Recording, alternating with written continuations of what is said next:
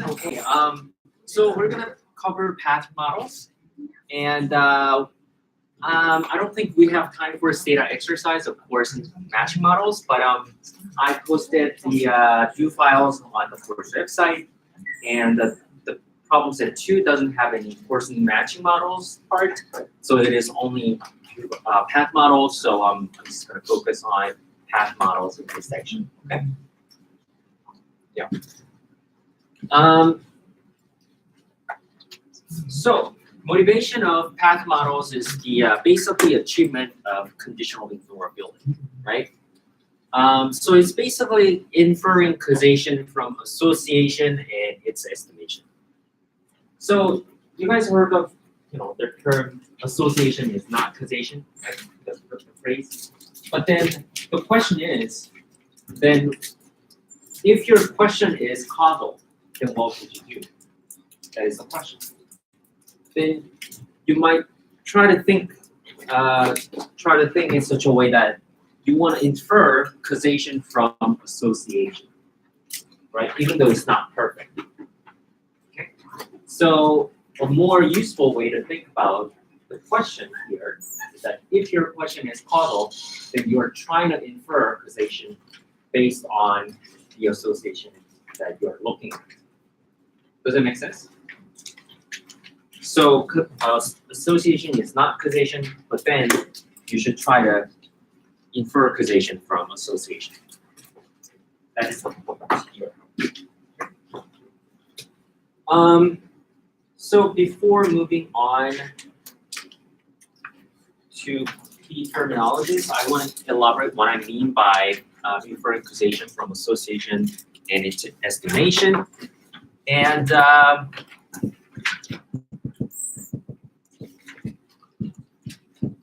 there's this thing about how society works and our postulation of data generating process.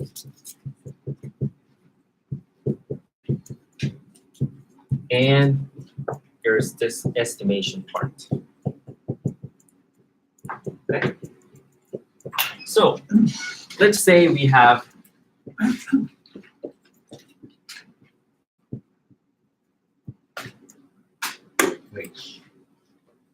women are more likely to be represented, quote unquote, women's jobs, or the jobs that are predominantly occupied by women, and then that affects wages via devaluation of women's jobs. Okay? And our postulation of data generating process is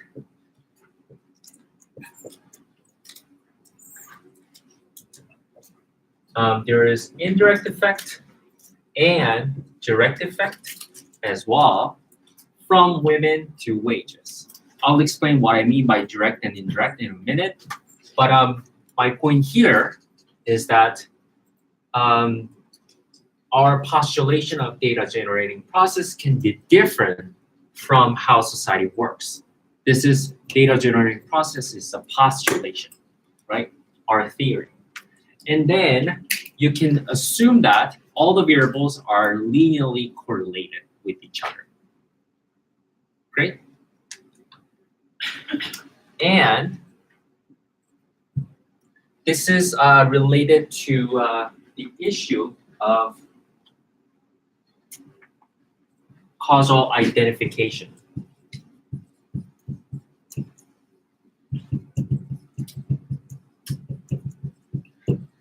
Identification means whether you can get what you want. And causal identification is, can you identify, can you get the causal effects you want? Say from women to wages. Does it make sense? Yeah. And the estimation is basically how what data tells you. Okay. So for example, we run the regression model.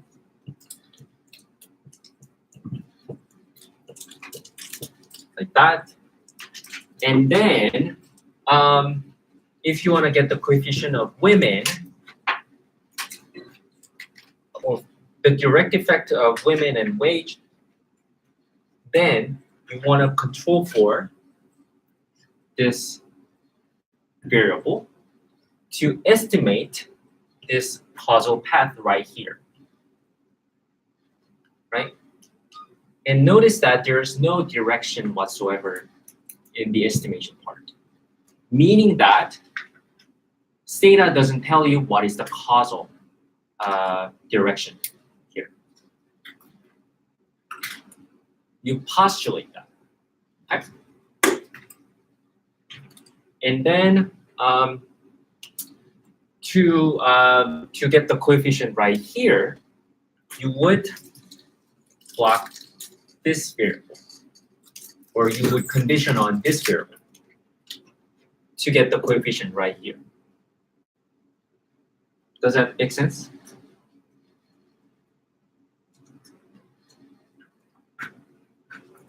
So this is different from in the blocking in the identification world. This is how you can get the coefficient per se. It'll be clarified when we cover Wright's path rules, but it wasn't covered yet. So I'll just say that just if you don't understand what I mean by that in very clearly, then the key takeaway here is that how society works is different from the postulation of DGP, which is related to the issue of causal identification. And causal identification issue here is different from the estimation world. This is all non-regression world. We're not running the regression at this point, and then this is where we run the regressions. Okay? So yeah, so you should think about how to get the causal, how to identify the causal effects that we want, and then move on to the regression models.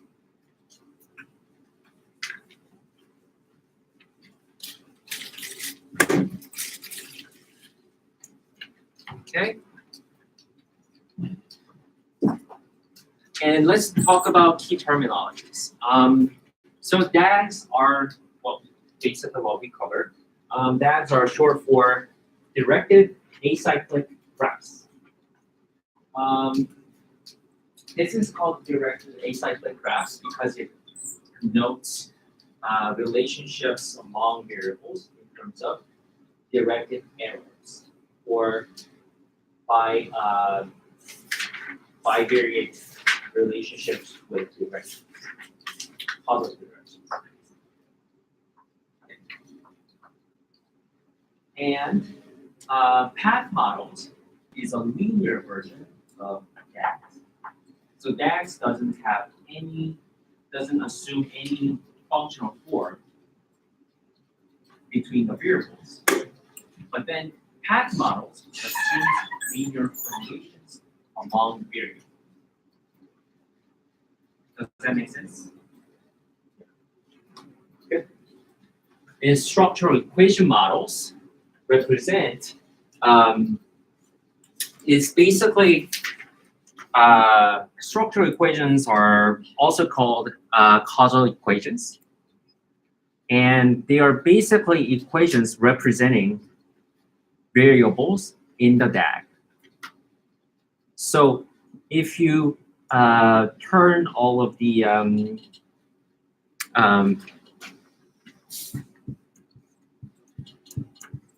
turn this DAG into an equation, then you would have y equals some grand mean. Coefficient is, let's say, beta, then x, and then you would have error term y. So with the error term y. Good. So its structural equation is basically just a mathematical representation of a DAG. Really.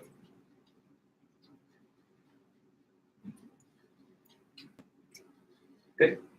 Any questions so far? Nope. All right. I think we are pretty much, familiar with nodes and arrows now. And I want to mention missing arrows. Briefly about missing arrows.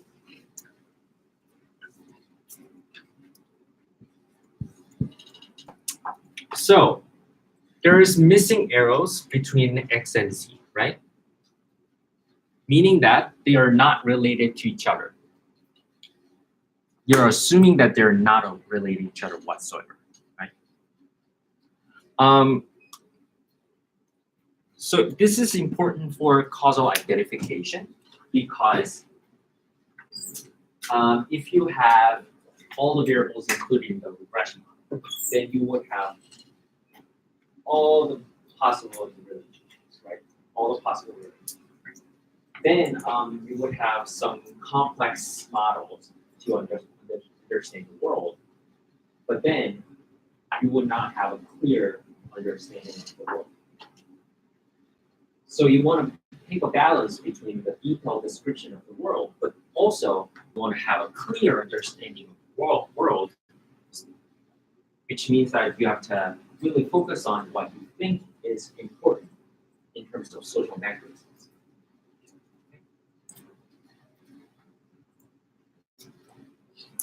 And path coefficients is the measure of the strength of association between the two variables. It really represents the strength of associations. So yeah, I think it's pretty straightforward. I think we cover structural equation, and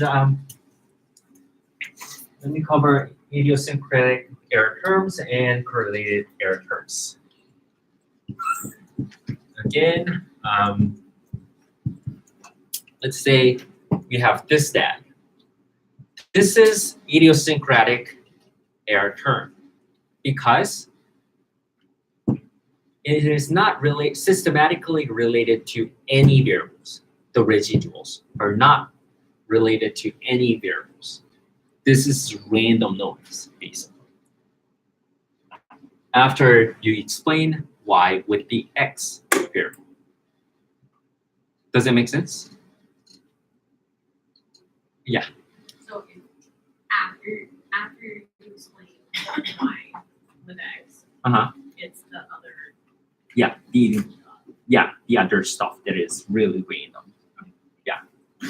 But correlated error terms are noted as this one, which is equivalent to some unobserved variables that are systematically affecting X and the error term at the same time. All right. This is also noted as this one as well. They're all same. Okay. So yeah, don't be confused by all of these different notations and graphical notations in the DAG. Good. Any questions so far? Am I going too fast or? Yeah.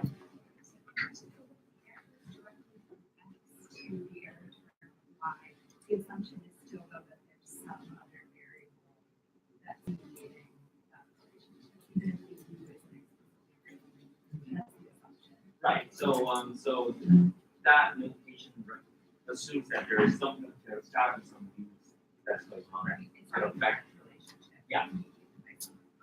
Yeah.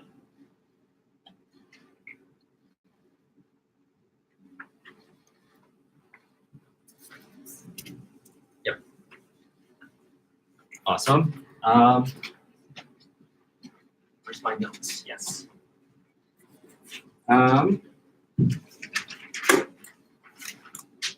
Let's move on. So we're trying to infer causation from association. So path can be divided into causal path and non-causal path.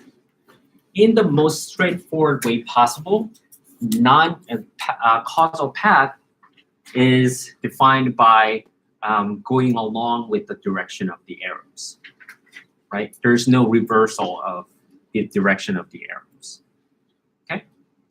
And non-causal path is everything that is not causal, okay?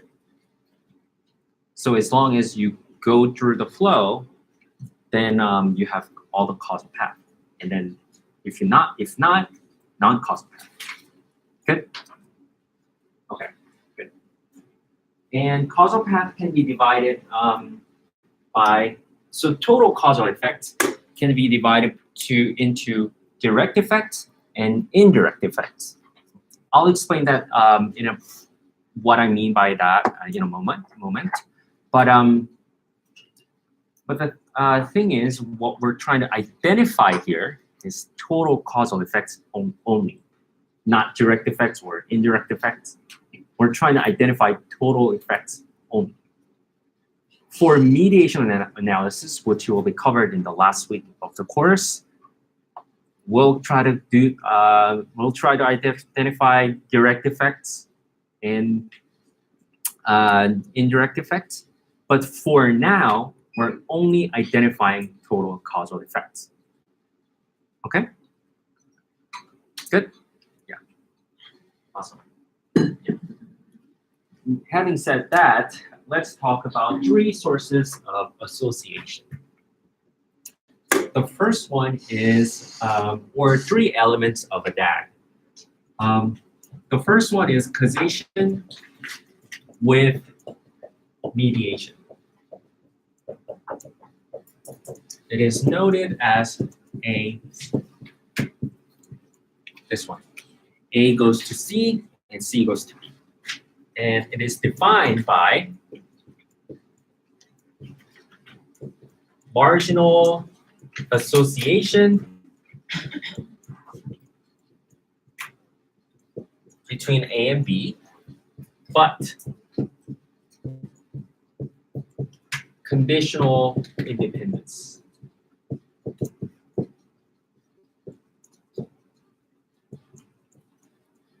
So I'll explain what I mean by that. Marginal means unconditioned. So no variable is conditioned, meaning that no variable is fixed to a number. Every variable is let variable. Okay? Good? Does that make sense? And then conditional means that you are fixing certain variable to a number. Okay?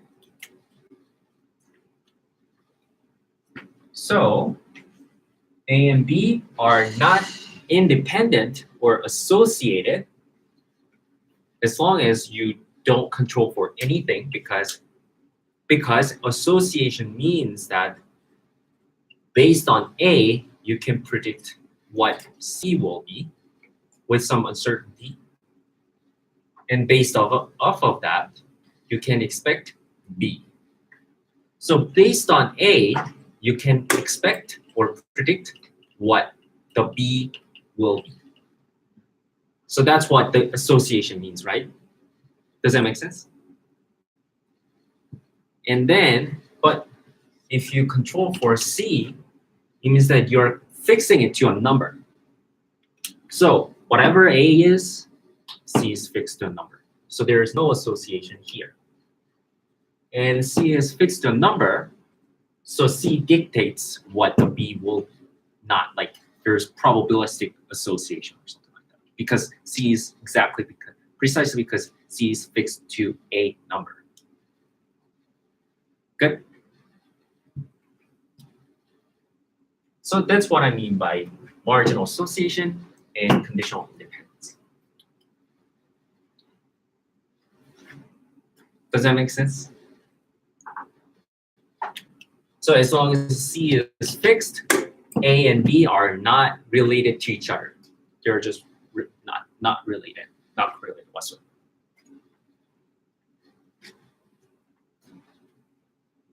Okay, and I'll give you some examples.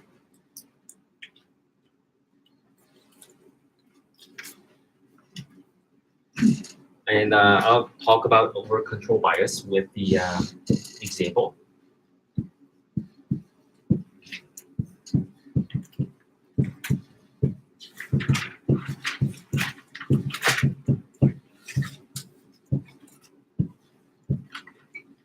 Let's say we have this stack, okay? So women are more overrepresented in quote unquote women's job, and that affects the wage level, and women are directly affecting wage level. So this is direct effect, and this is indirect effect of women to wages through women's jobs. Variable. Okay? So what do I mean by that, right? So if you're a qualitative researcher, what cases do you want to look at to talk about this story? Over this path.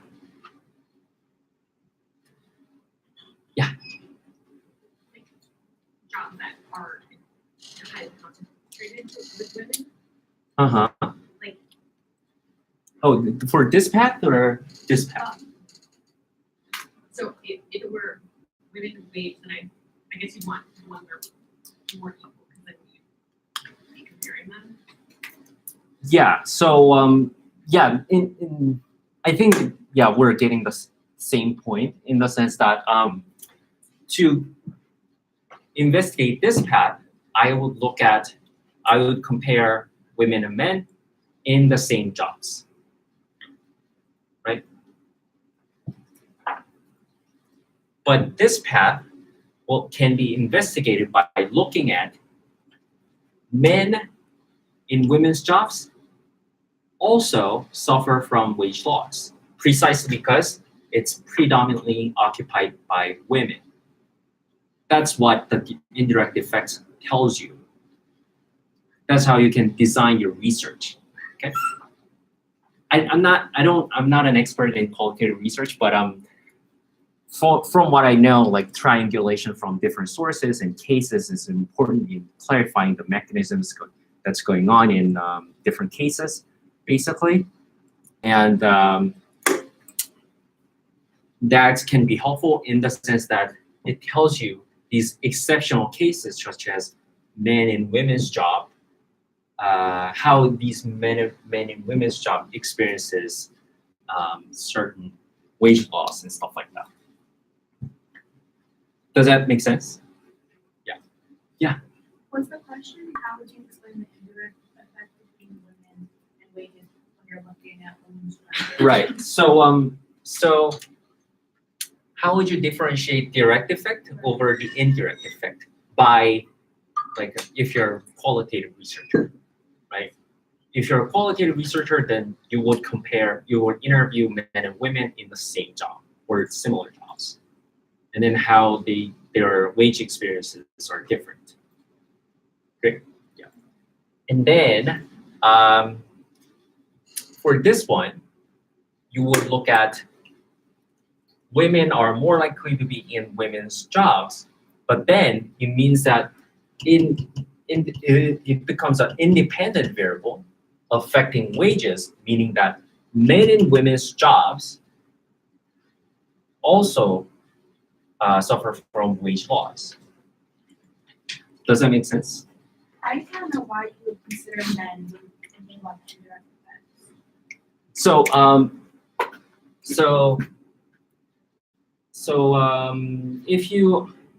that's why this is empirically predict in the sense that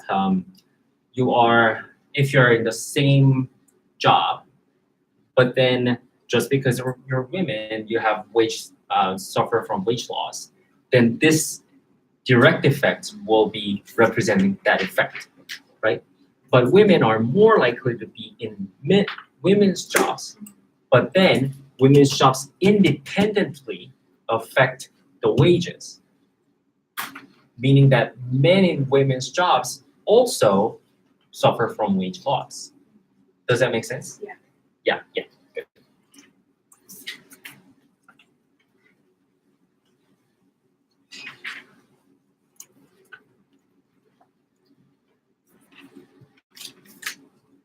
So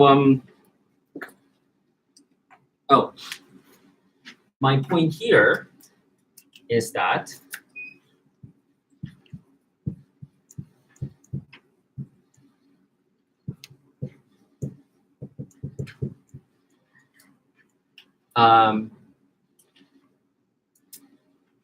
if you control for it,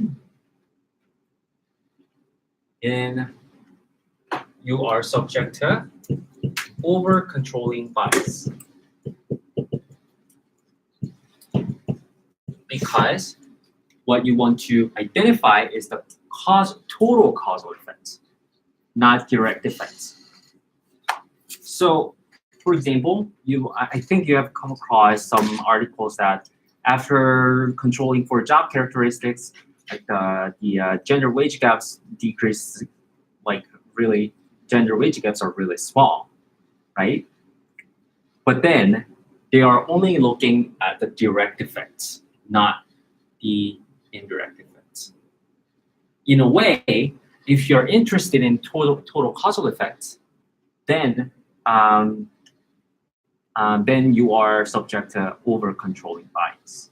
So, in other words, if you're interested in the total causal effects of gender on wages, then you should not be controlling for these job characteristics.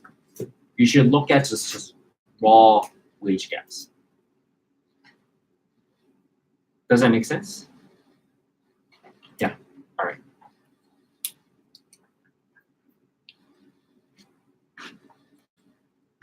And also,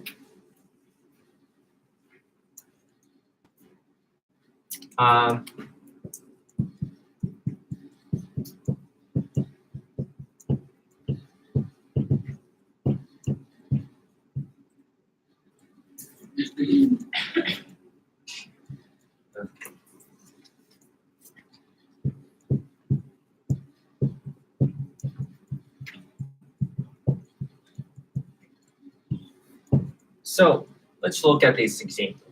Okay. So Black people are more likely to be living in Black neighborhood, and that affects the arrest rates because of the police biases and stuff like that. And there's direct effect on of Black on arrest rates, for example. Then this indirect effect means that white people in Black neighborhood have higher chances of arrest rates because of this police biases against this Black neighborhood. Great. So basically, it means that it is it represents institutional racism over individual racism. Does that make sense? So it is still racism in the sense that, oh, it's a Black neighborhood, so we should have more hideouts and stuff like that. Still racism, but then it's an institutional racism because this path represents white people in Black neighborhood have higher chances as well. So if you want to design your DAG or your research in general based on this theoretical arguments, then you should really think about what kind of empirical prediction the theory gives over the other, and then how it reflects the relationships among variables. Okay.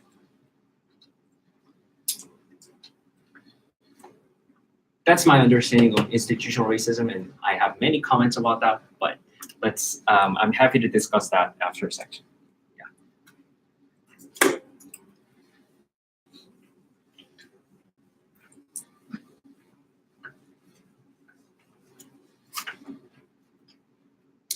And the third example is Simpson's paradox.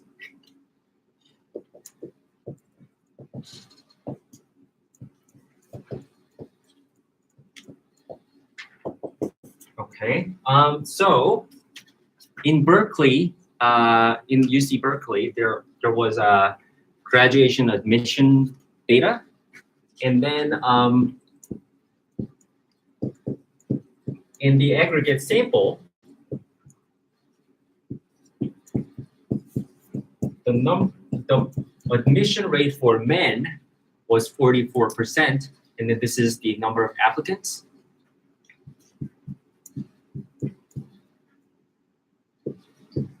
And women had less chance of getting an admission. But by each department, women had higher chances of admission rate.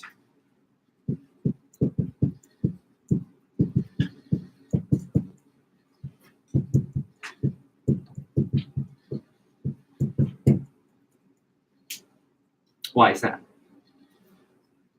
It's weird, right?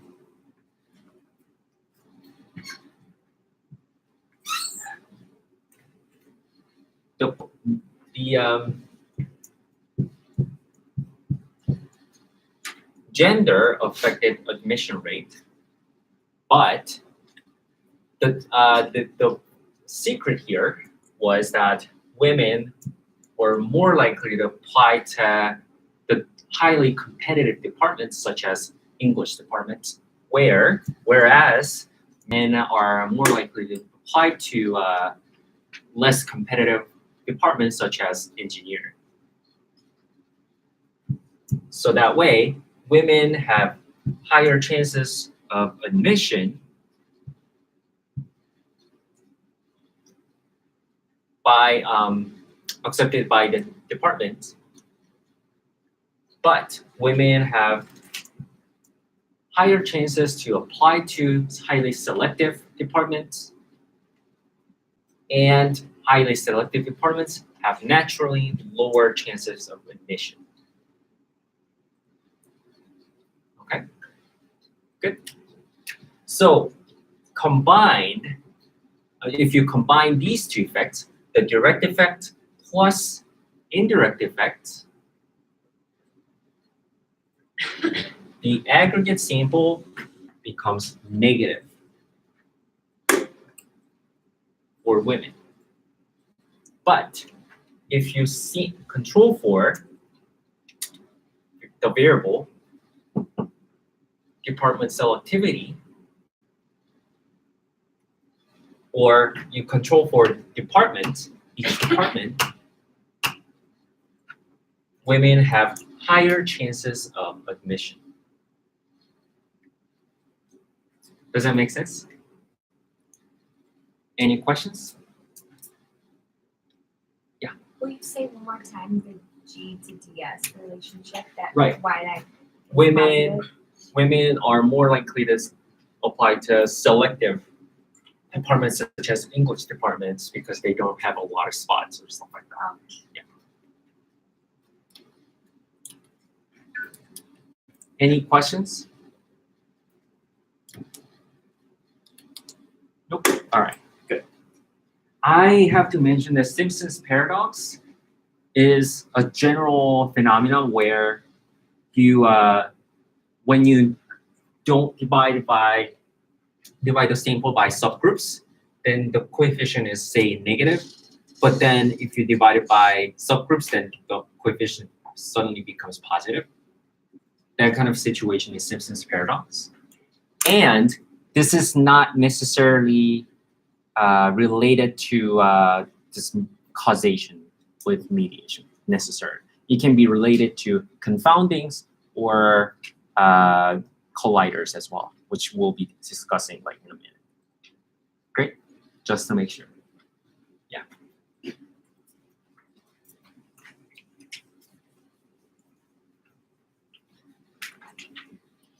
Yeah. And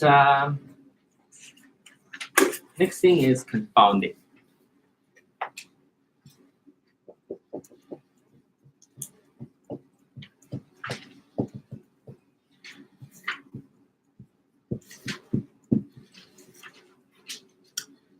So this is noted as marginal association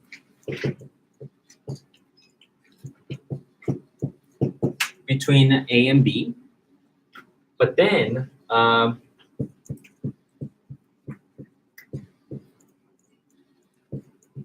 if you control for C or condition on C, then you would have the independence between A and B. Good. So, meaning that you can expect what C will be based on A, and based off of that, you can expect B, right? So that's why there is marginal association. Association does not have directions, so it can go either way, right?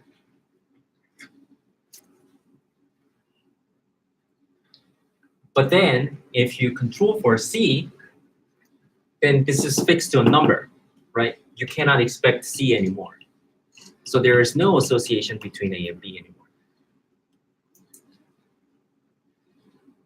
Does that make sense? Any questions?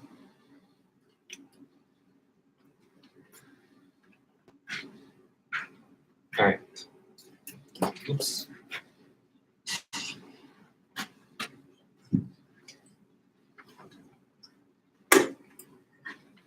All right. So I'll give you an example.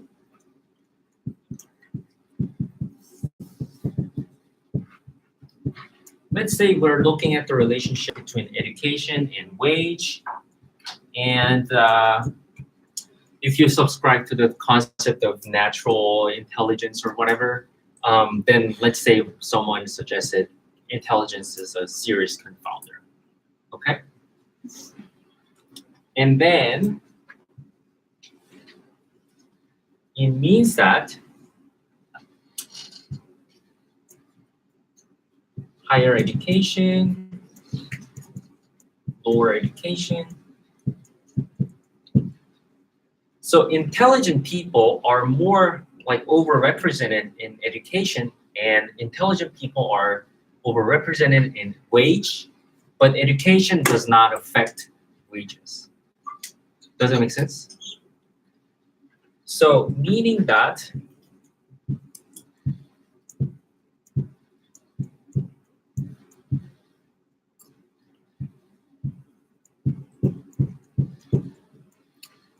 intelligent people are overrepresented in higher education, and in terms of wage pattern,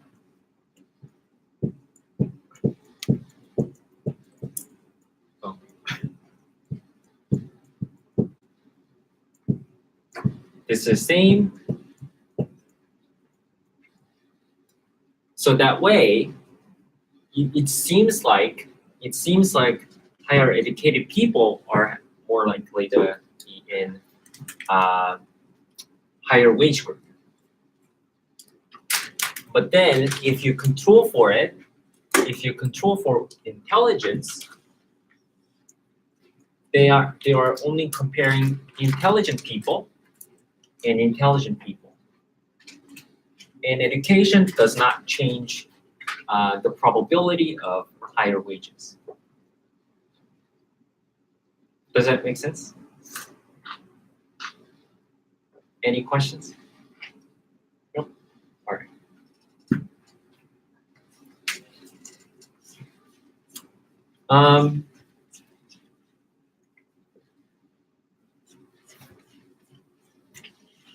So a takeaway from this confounding relationship is actually that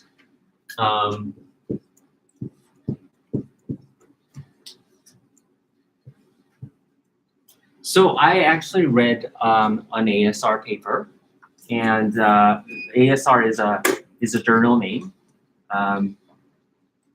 So I read an ASR paper, and then so explain too much about treatment and outcome because we don't have much time. But then they boasted they included 33 confounding variables because it's an alternative explanations of why. Okay. And they are not exactly the same. Why is that? Because they do not explain possible relationship between C and T. Okay? Does that make sense? So the confounders should always be controlled. So confounders always should be considered as confounders, thus should be controlled only when if they are affecting the treatment and the outcome at the same time. Does that make sense? So we're not trying to explain every possible variance of outcome variable out there. We're not trying to explain every possible explanations of why, but we're only interested in identifying the causal relationship between the treatment and the outcome point. Okay. Does that make sense? Yeah. So in research presentations such as like brown bag classes and stuff like that, I noticed that some people like mentions that you need to control for this variable because it might affect the y. But then the question is, what is the relationship between the treatment and the control variables, quote unquote, right? So you need to be really careful about suggesting certain control variables because it should be affecting treatment and outcome at the same time.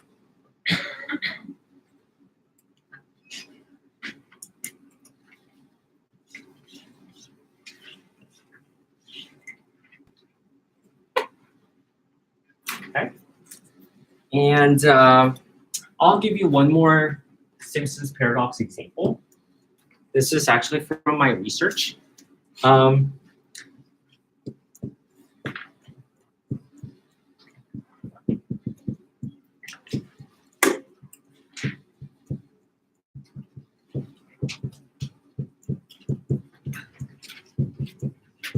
So we basically like surveyed the City of Madison employees about their paid leave experiences, and then the outcome variable of interest in the paper was parental leave length. And in the aggregate sample, fire department's coefficient was 4.7, meaning that compared to non-fire department employees, they are 4.7 less users, basically. So in general, they are using 4.7 less days. Okay. But for men, it was 2.1, I think, and it was 2.7. Actually, the review, I didn't think too much about that, but the reviewer thought that this is weird, and there is something wrong with the entering the data or like making a table or something like that. But this is not, this is understandable when you think about this causal relationship. Okay. So women, in the data, actually, women are less likely to work in the fire department, and then women were more likely to use longer parental leave. And then fire department has a tendency to use less leave because of their they can take up each other's shifts and stuff like that. So it's much more flexible in that sense. So they didn't really need to use parental leave basically. So it was negative 2.1 to negative 2.7, depending on the group. But women here was the gender variable was confounders. So before controlling for women by just focusing on one gender in the subsamples, this confounding effect led to strongly negative coefficient. It was actually significant. But after control for women by focusing on subsamples, you don't have this relationship anymore, right? So it had negative 2.1, negative 2.7, which was not statistically significant. Good. So as a response, I made a graph that basically explains like what's going on there. But what my point here is that this confounding relationship can be can reveal itself in a not very straightforward way, and it can really affect your research. And then you should be seriously think about that if you're really interested in quantitative research.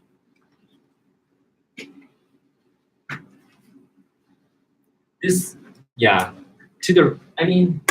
if I didn't know much about that, I would have thought that this is weird, right? If you aggregate the sample, then coefficient is somehow like larger, which seems really weird.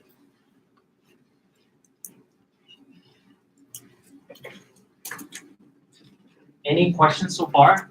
Am I going too fast or just right or just okay? Yeah, awesome.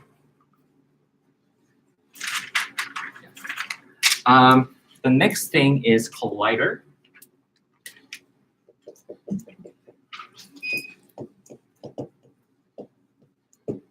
Okay. Collider is when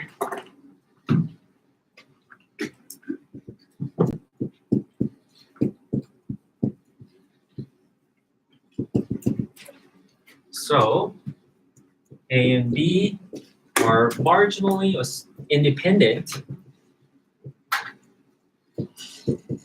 but if you control for C, they are associated.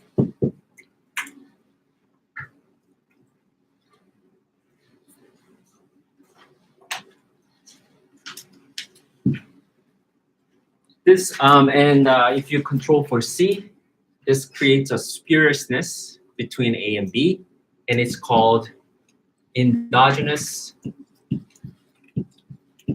selection bias. Okay. This is different from selection bias we covered in the first week. You guys remember Catholic school versus public school example? This is different from that.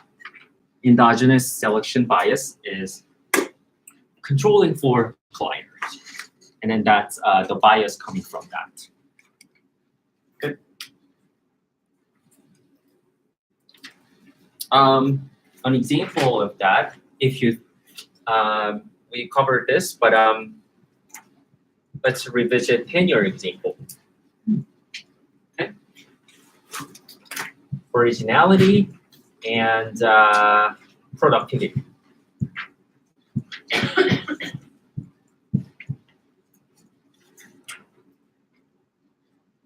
Okay, let's say there is no relationship between originality and productivity. Before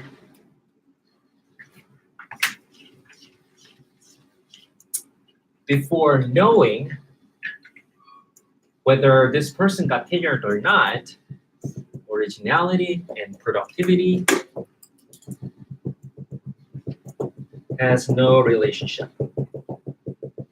Okay? But after you control for on tenure by just looking at tenured professors as your sample, so all of the sample are tenured professors, then what happens?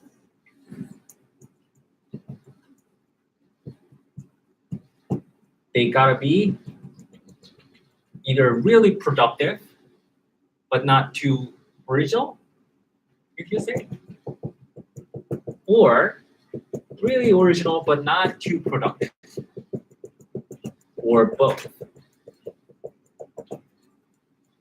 But it's less likely that these, like those who are neither productive or original would be getting attention. Okay? Good? It's a cold example, but yeah. Yeah. So what do you see in terms of the association? As a result, you have negative association as a result. Does that make sense? That's how collider happens. This endogenous selection bias happens. That's like all the time. Oh, what? Don't always be negative in association. Oh, so I was gonna mention that, but if this is plus plus and this is negative, so the sign of the spuriousness is the opposite of the product of these two path coefficients. Because if you think about I don't know much about electric engineering, but before you control for C or block it, there's like electricity like freely going on, basically. But then if you control for it, and then this should be 0. Does that make sense? Now that it's blocked. And then to compensate for it, this plus, it becomes negative to exactly like compensate for this relationship. Doesn't actually like we didn't cover Wright's path rules, but so it's fine if you don't get it. But if it's A and this is B, then the coefficient right here becomes negative AB. Exactly. To compensate for the blocked electricity, I guess. Does that make sense? Just this side of the number is the or also like the coefficient. Or is Yeah, it the product of AB. Yeah, the coefficients. Yes. Wright's path rules, we didn't cover that, so yeah, will be covered in the lecture tomorrow.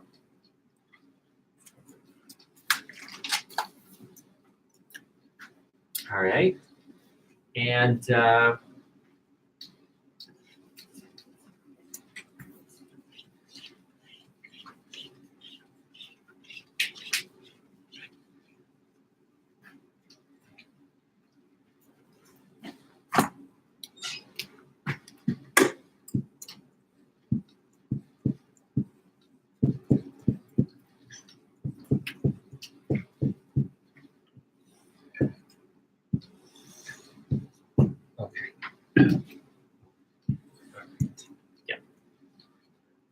let's say we are running an experiment, okay, in this example. And the treatment is right there, and the outcome variable is right here, okay? And X unobserved variable is balanced between the treatment group and the control group because of the random assignment. So there is no relationship between X and T. But then unobserved characteristic U2 is unbalanced between treatment and control group by pure chance, for example. So there is a relationship between U2 and T, right? But then if you control for X right here, then it creates spurious relationship between U1 and U2. Okay? So that creates spuriousness that goes through t, u2, u1, and y. This is the non-causal effect that we talked about, like, yeah, right? T, u2, u1, and y. This goes against the direction of the arrows, right? So we're getting a spuriousness going on if you control for x. So that's why in experiments, you don't want to control for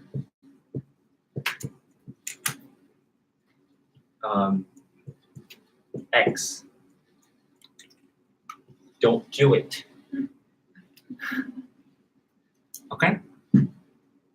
I mean, in extreme situations, you might have to do that because sometimes x is not balanced and stuff like that. But the key takeaway here is that you controlling for covariates should be really, really carefully done in experiments or the analysis of experiment results. Still, you want to check for balance for x's to see if they are balanced or not and stuff like that. But my takeaway, the key takeaway here is you don't necessarily control for x because of that. Good. So yeah, in research presentation, I go to like a lot of people control for like covariates in experiment results, and then it's no, you should not do that. Yeah. So in practice, when like we're creating, like if we're doing like a propensity score, we're doing matching, we should try to balance all those covariates before we do any sort of analysis of our results. Oh, so for propensity score matching, you have to do matchings and then check for balance first, and then you can. But then, like, it's still not perfect as experiments. So you might want to consider double robust estimation where you do matching and regression at the same time. But then for experiments, it's not really a good idea to. Yeah. So just to be clear, when we're trying to balance like the treatment control groups, we're only looking at like with relation between X and treatment and not with relation to Y because we're not trying to balance the outcome, we're only trying to balance the groups that then see Just the x's. Not even, I mean, t's are supposed to be different, right? Yeah. And y's are supposed to be different. So I would just look at x's. And but like X in relation to T, not X in relation to Y. Or is that? X relation to, oh, you mean like Yeah. treatment versus Yeah. control. Yeah, that's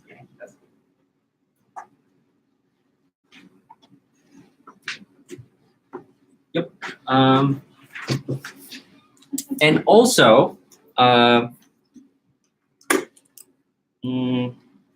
yeah, I'll just skip that. All right.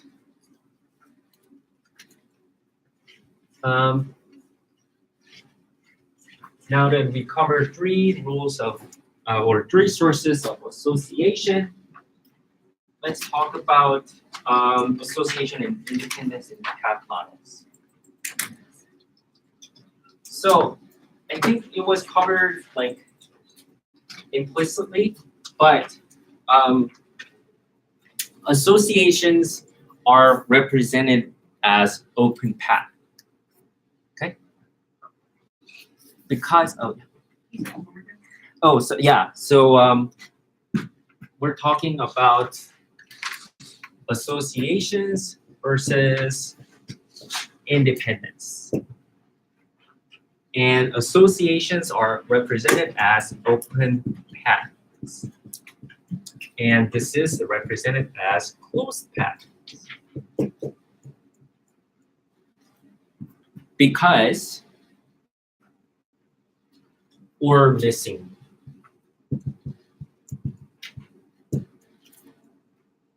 path, okay?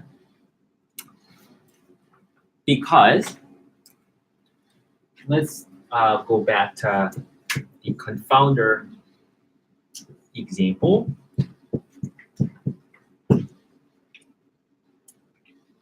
This is A to C to B is an open path because you can predict C based on A and based on C, and you can predict B. Hence, you can expect B based on A. Right? Associations don't have directions. So it's an open path that is non-causal. Right? If you control for C now, then it is blocked because you can't expect C from A because C is fixed now. No matter what the A is, C will be fixed to a number. Good. So that's why independents are represented as closed path and associations are represented as open paths. Good. Any questions so far? Nope. All right. Good.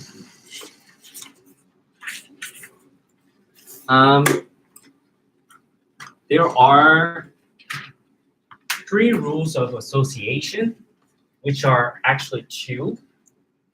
One is more like a redundant, I guess.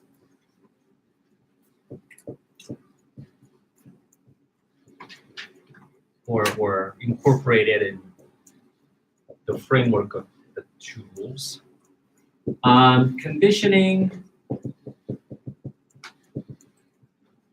on a non-collider plots a path.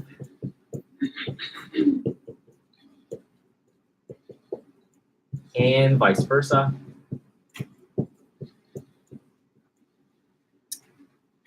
And not conditioning on a collider blocks the path, and vice versa. Okay. I think we have covered all of the reasons, but I'll give you an example. IQ, education, and wage. If you condition on a non-collider, IQ, then you cannot really expect or predict IQ based on education, so this path is blocked. Good. And for a collider example,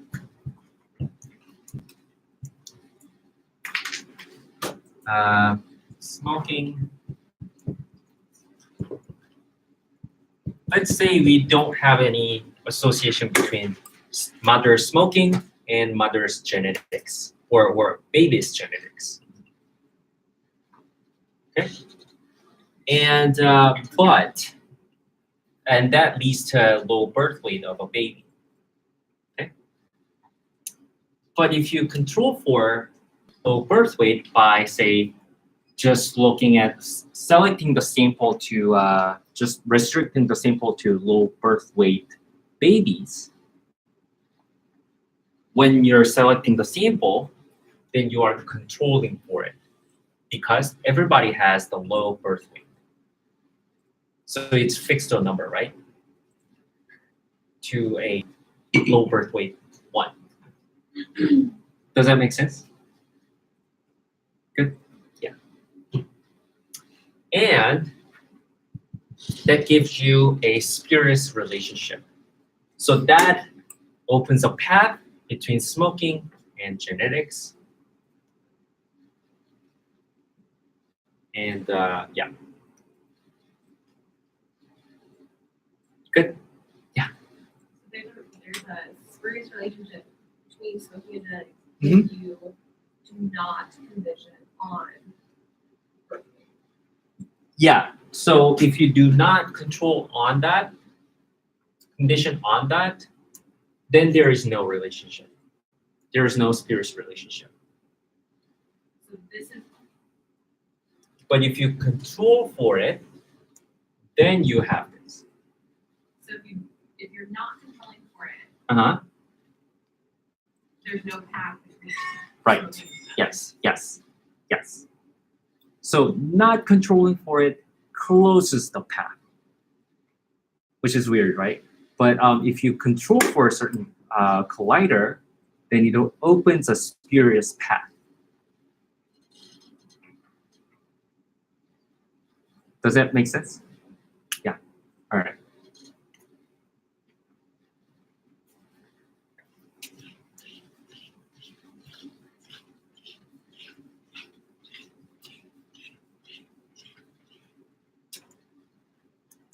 Okay. All right. So now we move on to causal identification.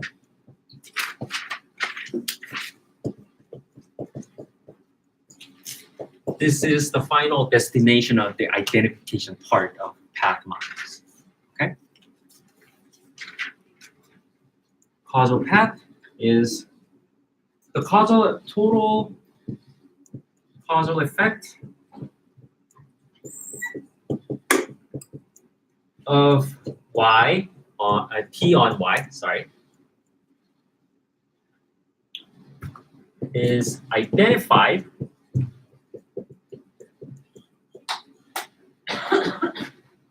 by adjustment or adjusting z such that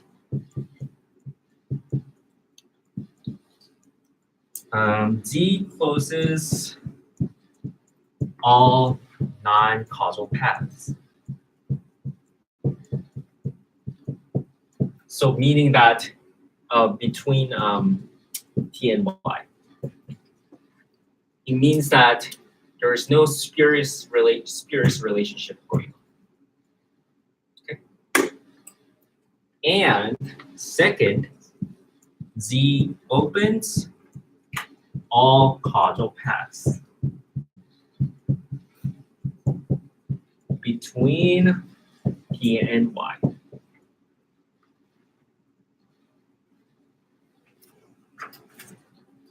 Okay.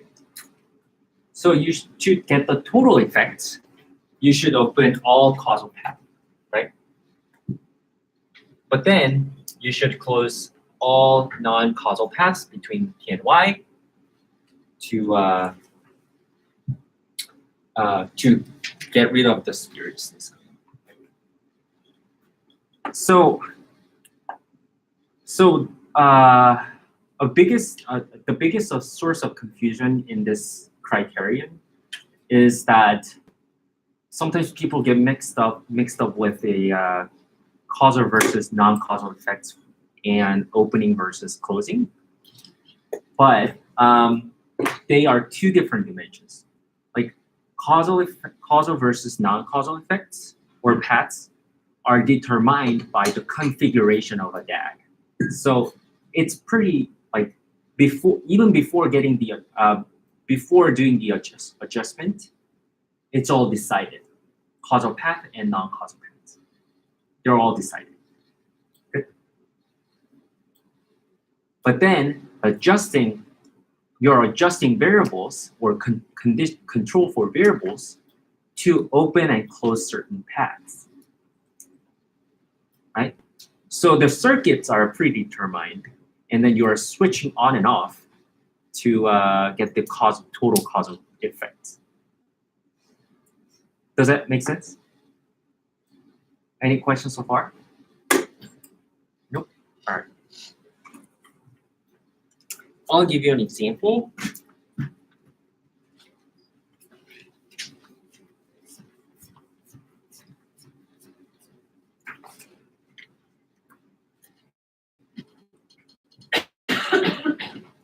There is unobserved variable u.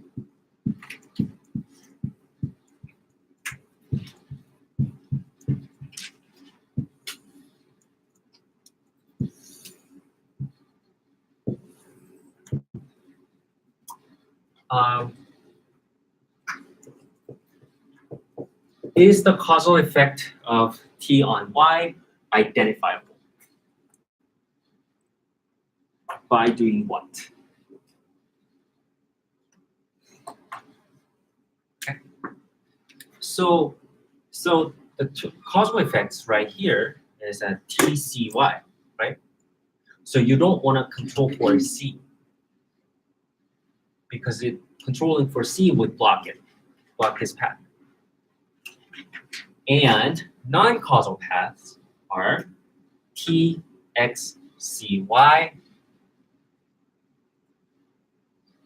TCXY, PXY, PXUY, and I think that's it. Right? Does that make sense?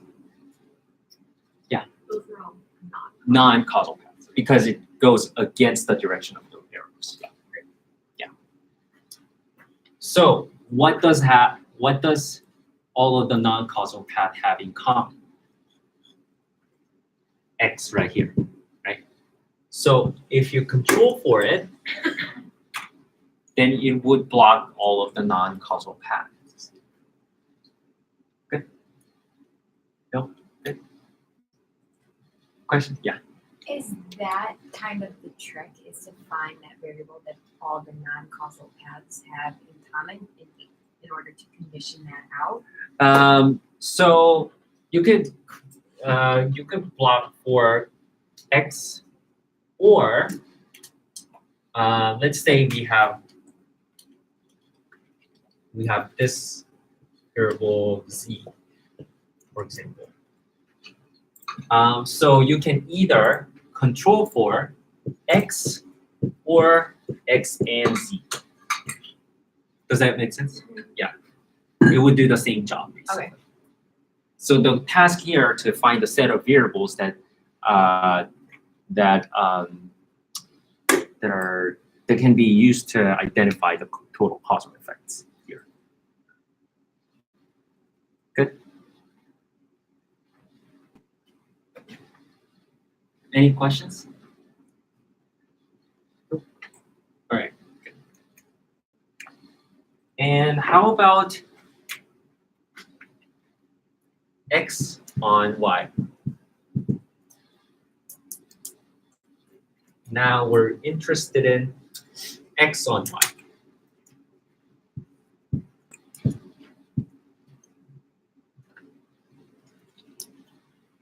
Is it identifiable?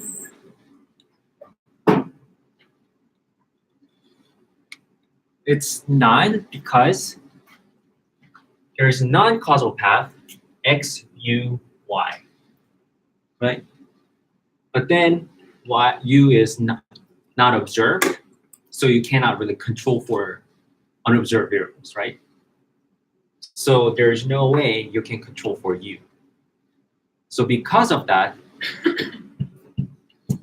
the total causal effect of X on Y is not identifiable.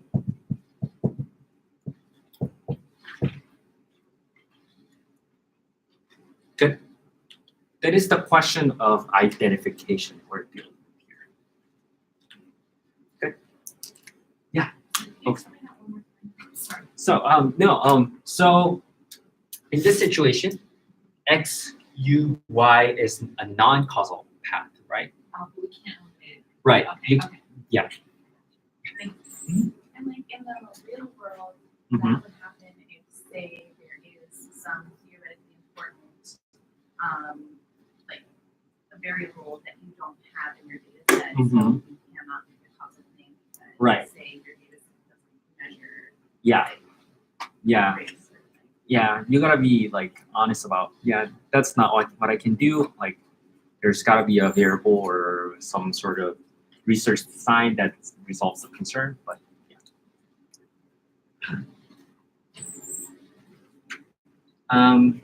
Any questions? Nope. All right. Then that means that I can cover rights rules, which is good. So rights rules were not covered in the section or in the lecture. So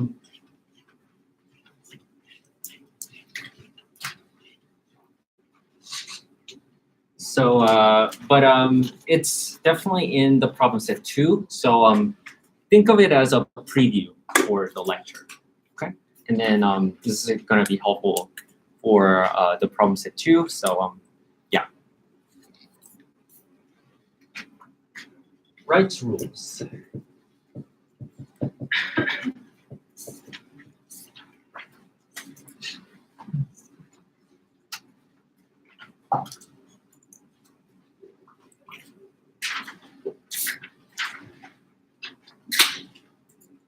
Yes. Yes. So I would like to remind you covariance, variance, and regression coefficient. Variance of a variable A is expected value of A, variable A, minus expected value of A squared. Oops. Squared. Sorry. This is noted as sigma A2, sigma A squared. Sorry.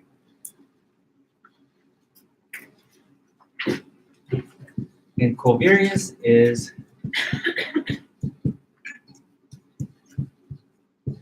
A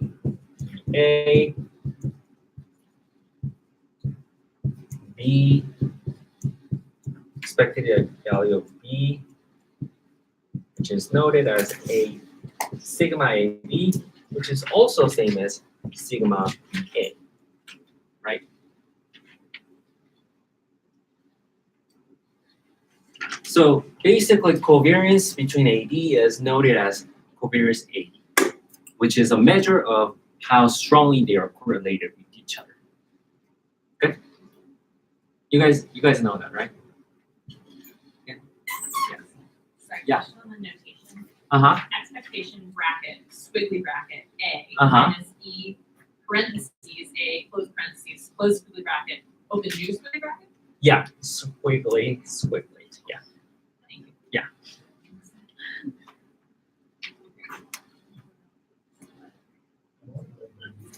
And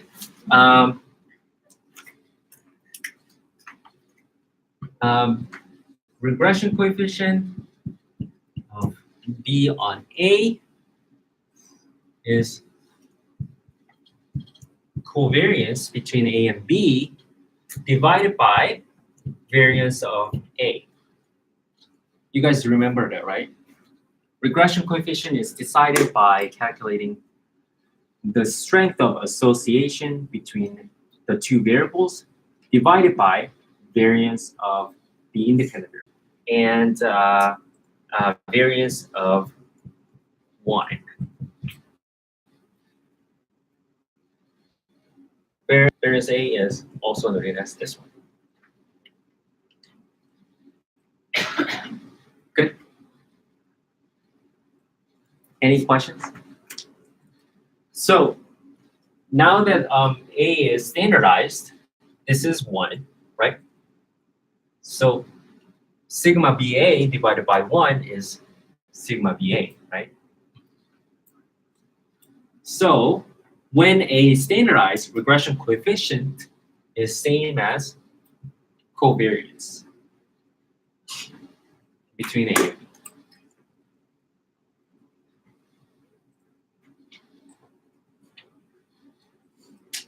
All right, great.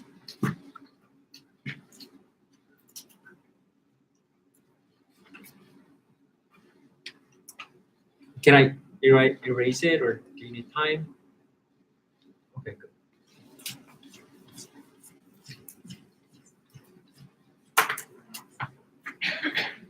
Now, let's say we have conditioned on C. In this situation, you conditioned on C. Okay? Oops.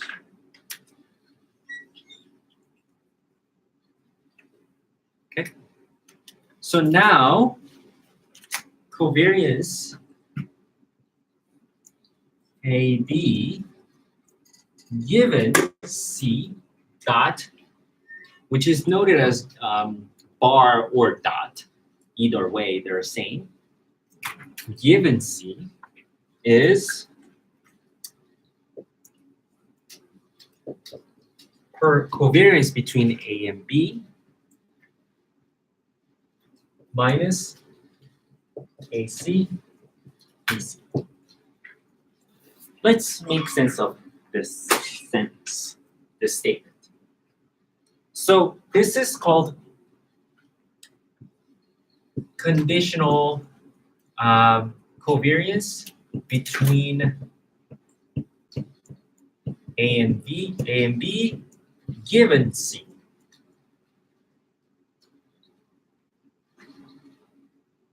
Okay. And this is same as marginal covariance. Let's I have to remind you, marginal means unconditional, right? It's not conditioned. Covariance between A and B, and then AC and BC are straightforward. Why does that happen? Right? So, let's say there was some relationship, A and B.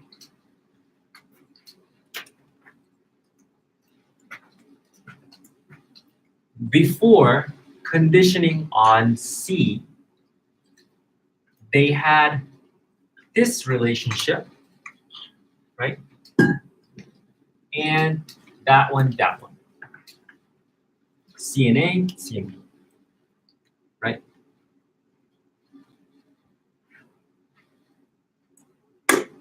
So,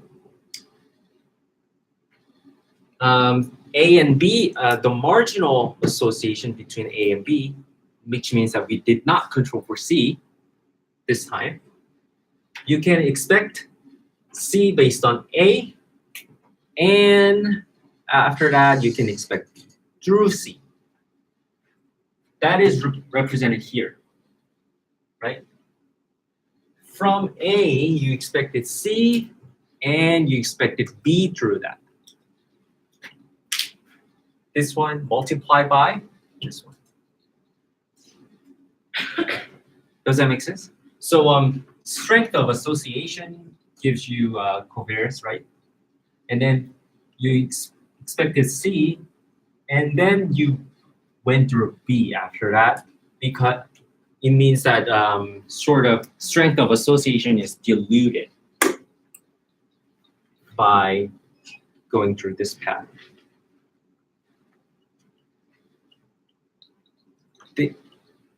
This is what they represent. Okay. So if you control for C, these associations will be gone. So that's why you subtract this part and this multiply by this part from the marginal association when nothing is controlled. Am I making any sense or good? Okay.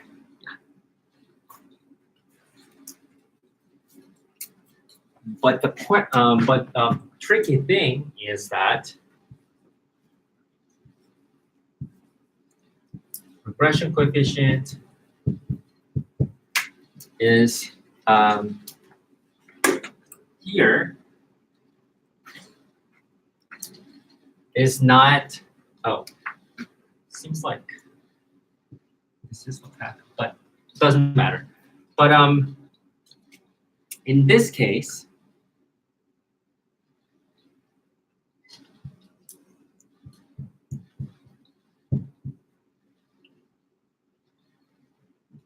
this is not the same thing. Because even though B was, all of the variables were standardized, meaning that they have all variances of 1,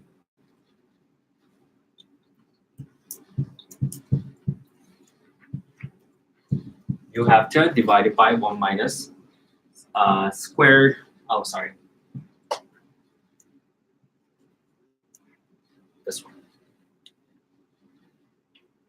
Why is that?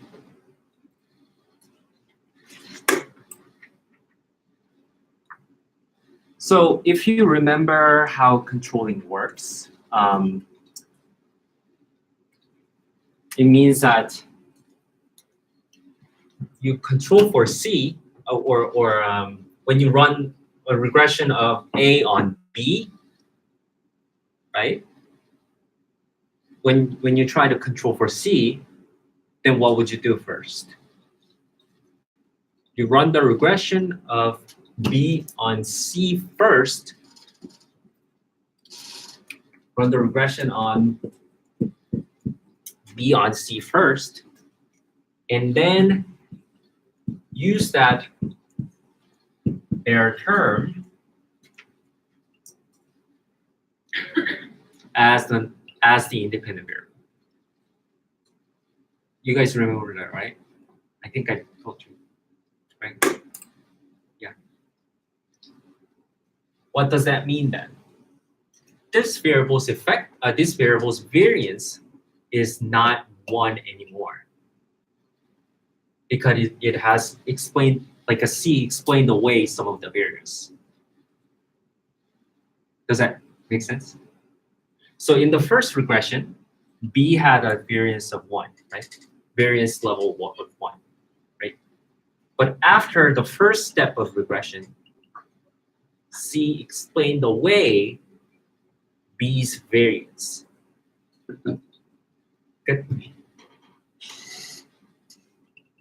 That's why EBC residuals from this regression has variance less than 1. Does that make sense? Am I making any sense? Some yes, some no, I guess. Yeah, so that's why it is divided by this factor. So if you have any questions about that, like how the hell it works, let me know. I'm happy to answer that question. Okay. So if you remember that, BAB is covariance of AB, but then for controlled regressions, it is not the case.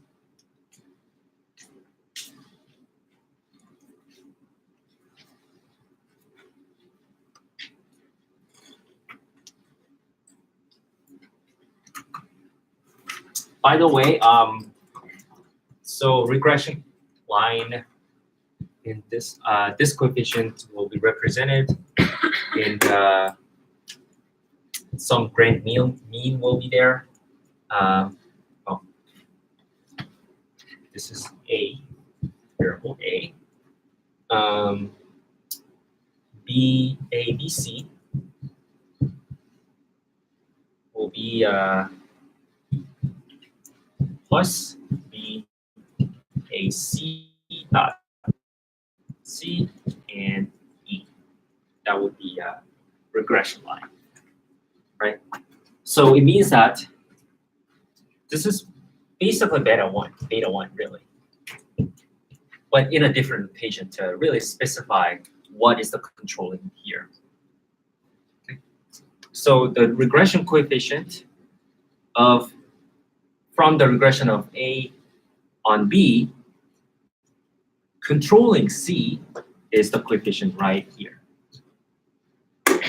And for this one, the regression coefficient is regression coefficient of X on C conditioning on B.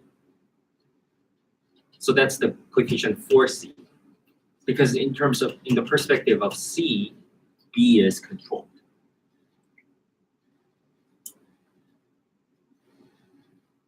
Any questions? All good?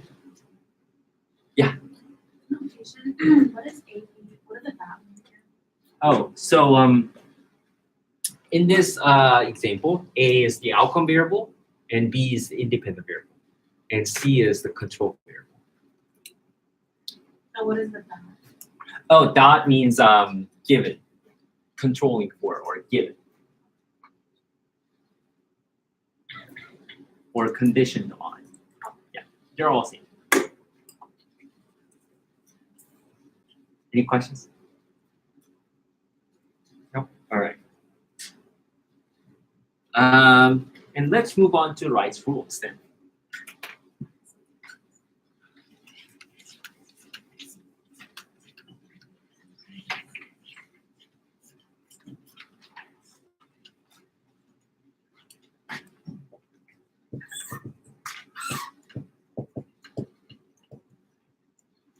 Um,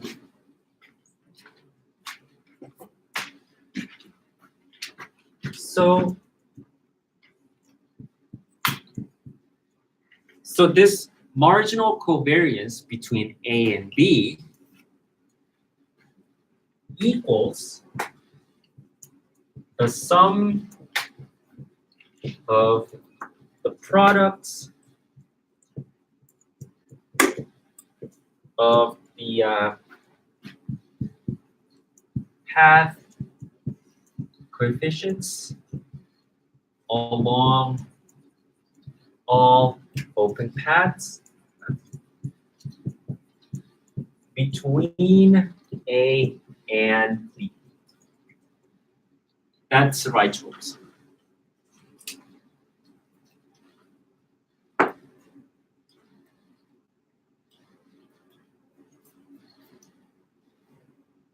Okay. So for example, you guys wrote that down or? Okay, yeah, sure.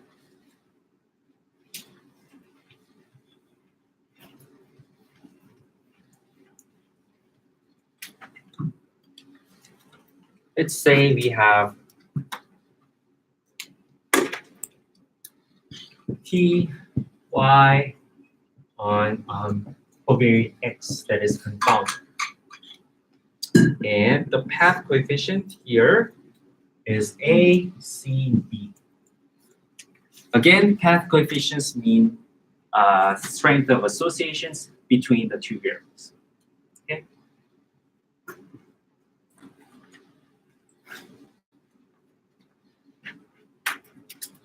And regression coefficient, if you run the regression of Y on P without controlling for anything, then it would be covariance, covariance between Y and T divided by variance of T. That's the definition of regression coefficients, right? Again, regression coefficients are calculated by covariance between the two variables divided by variance of the independent variable. Good. Strength of association divided by some standardized numbers. Some numbers for standardization. Okay. Does that make sense? But we assume that T is standardized in that sense. So it's same as covariance between Y and T.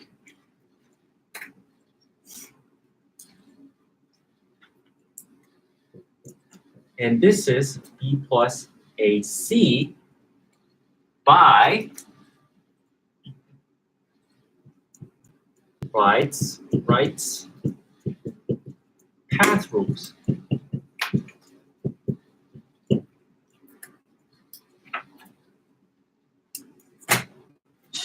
The marginal association between Y and T are all the sum of the all path coefficients along all open paths. So B here is an open one, right? And AC is also an open path. Good? No? Good? So that's why it's B plus AC.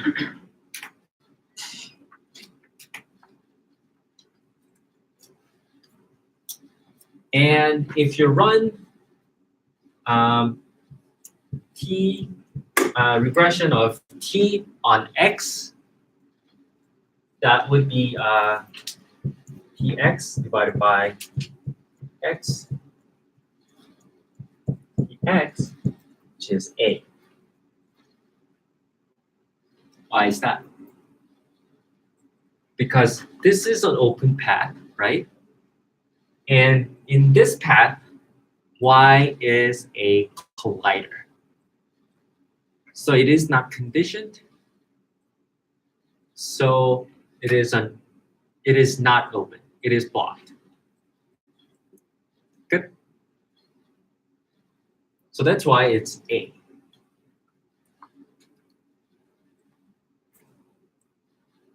Any questions? Nope. All right.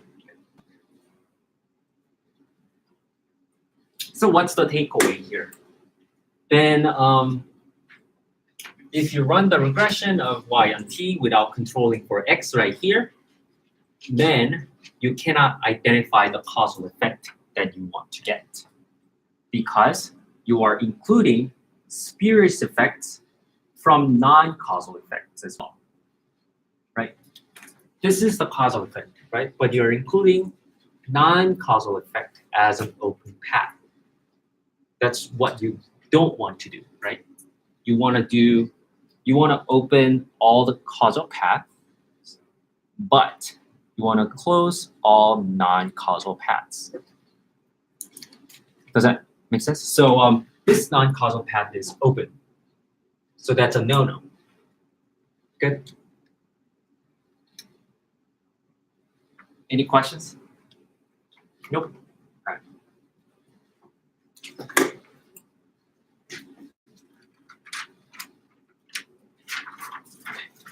right. Let's talk about conditional associations. Let's say we conditioned on x.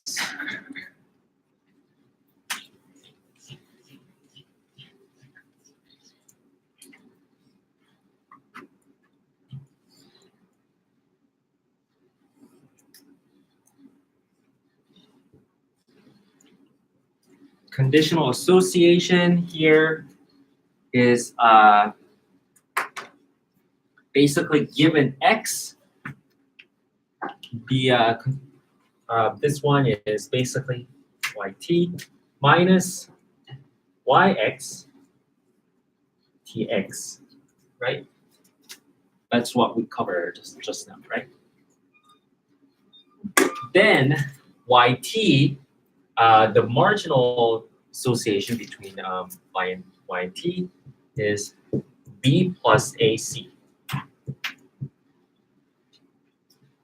Good. And yx here is c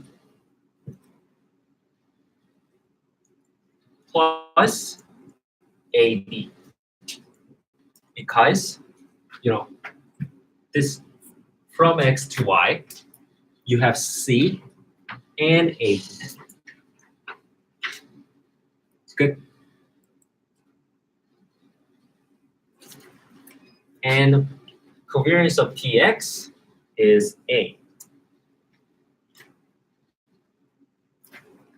which can be summarized as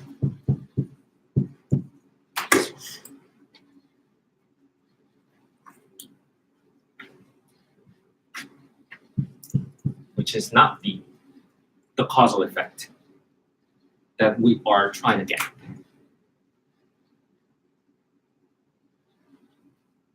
Good.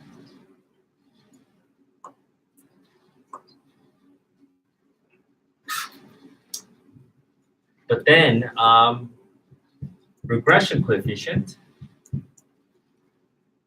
is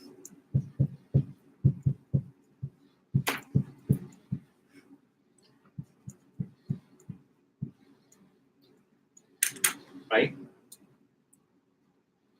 the conditional regression coefficient. So this was b1 minus a squared and divided by, because this part is A, right? From that one. So this is 1 minus A as well. So the result is B.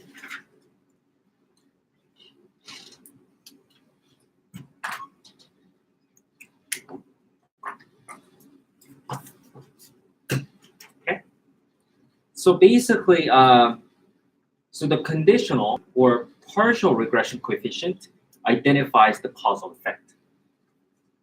And just also, a minor takeaway here is that covariance, conditional covariance is not the same as conditional regression coefficient because the variance is now different. Good. Any questions? All right. And let's cover one more example with the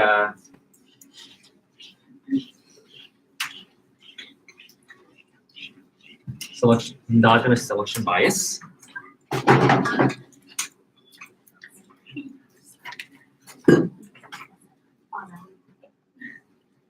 Um,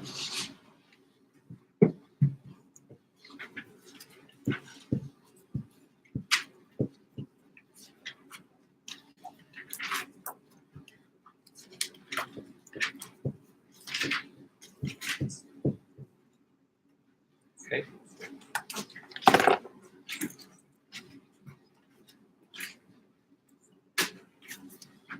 A, B, we are controlling for A and B. Okay.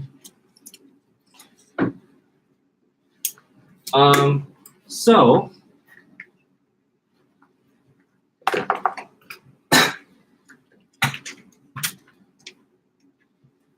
marginal association between X and Z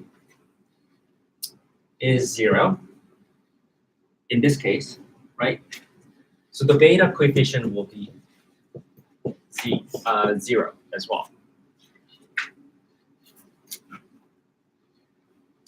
But then if you control for Y, then the association between X and Z conditioned on Y will be negative AB. To compensate for the blocked path now, this part, okay, to make it 0 as in the overall association. So it's 0 minus AB. Because of that, this path is blocked, so this is 0. But then you have spurious correlations, negative AB. So the conditional variance is negative AB. And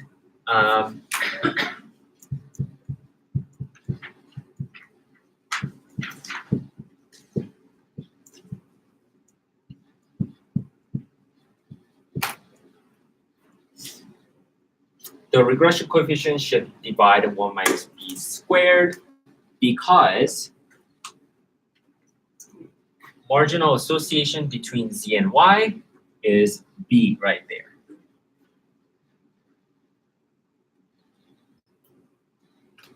So it means that if you're selecting on certain sample or selecting on the outcome and they run the regression of X on Z, you would have biased results, even though they don't have relationships in real life. Okay, good. Any questions? Nope. All right. Let's solve for the last example.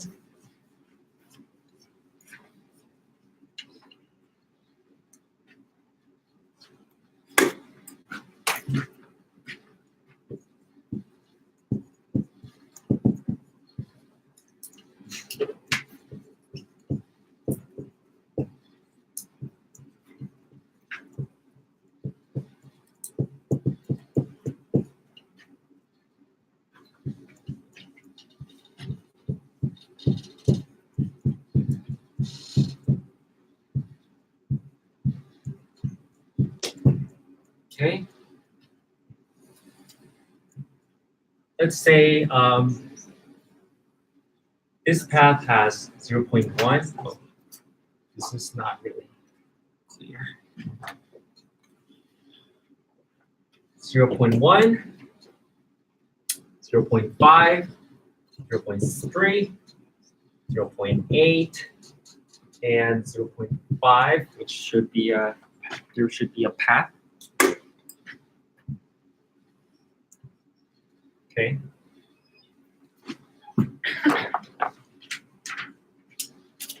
Okay, good. All right. We have we should work. Of course. In this DAG, if you run the regression of mortality on smoking without controlling anything in this DAG, this is marginal covariance between M and S. They're same because they are assumed to be standardized. And what would that be? Anyone?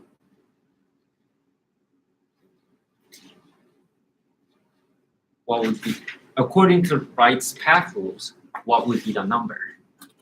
How would you get that?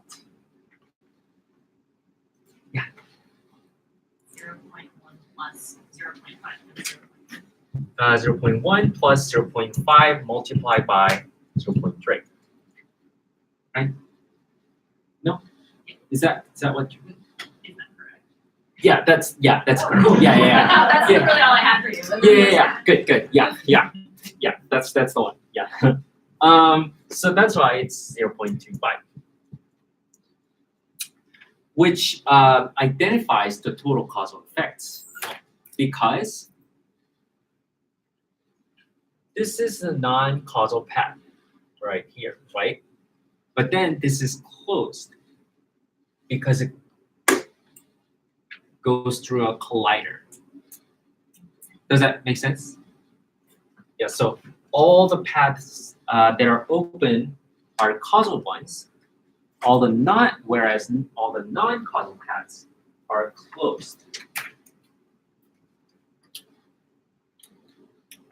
So this identifies the total causal effects.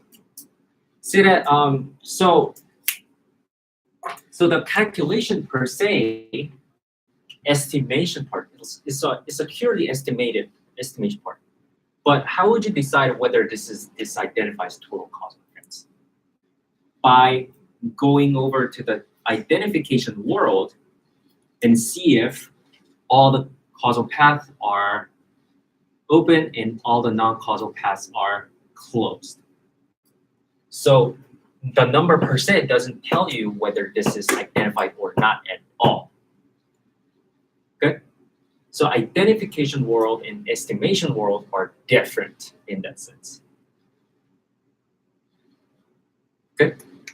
So identification issue is different and estimation issue are different. Okay, good? Okay. All right, good.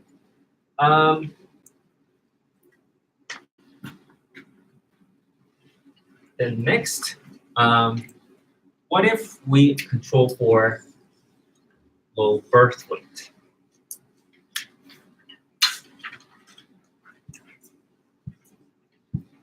Okay.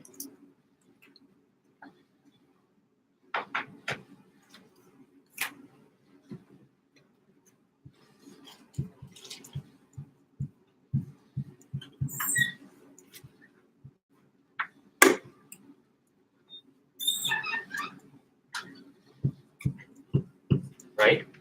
Yep. Then let's solve for this one first. This one first. MS, SL, or sorry, ML, SL.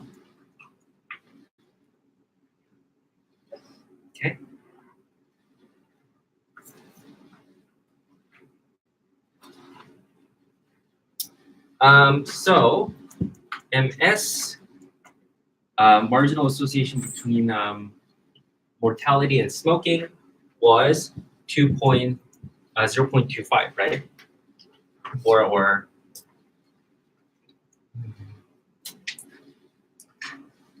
can I where should I yeah 0.1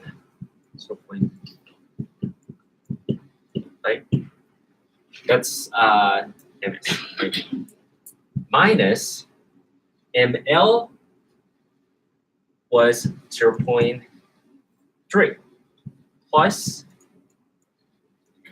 this path as well. This is an open path, right? 0.8, 0.5. What else is there?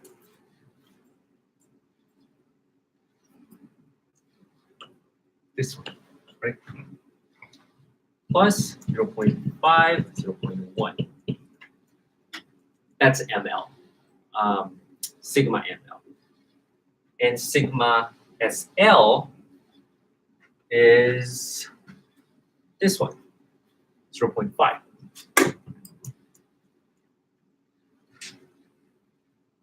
Right?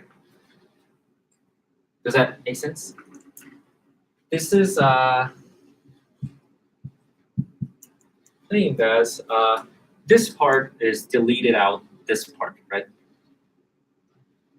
And the remaining part here is 0.8, 0.5, 0.5 plus 0.5, 0.1.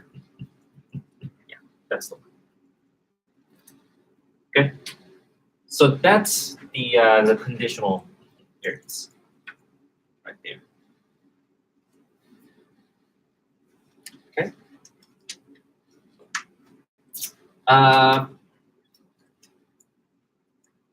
Oh, sorry.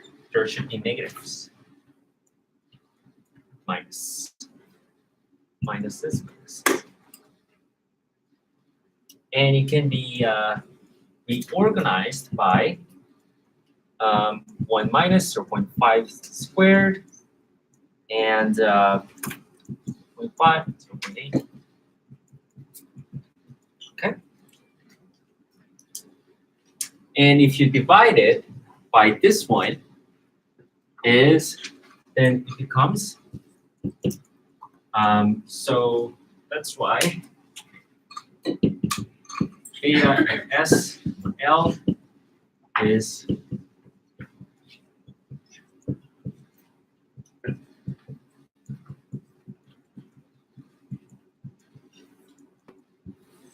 divided by 1 minus 0.5 squared because SL was 0.5. Okay, good. Then you get 0.1 minus 0.8, 0.5, 0.5, and divide by 1 minus 0.5 squared.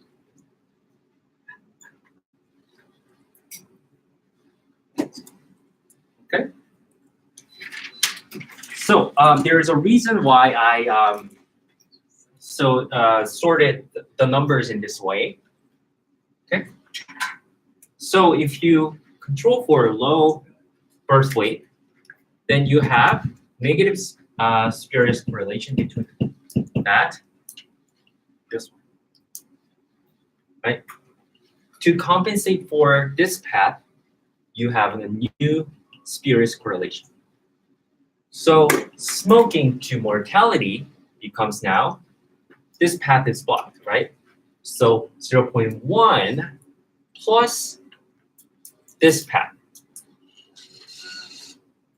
but divided by some numbers to standardize the variance.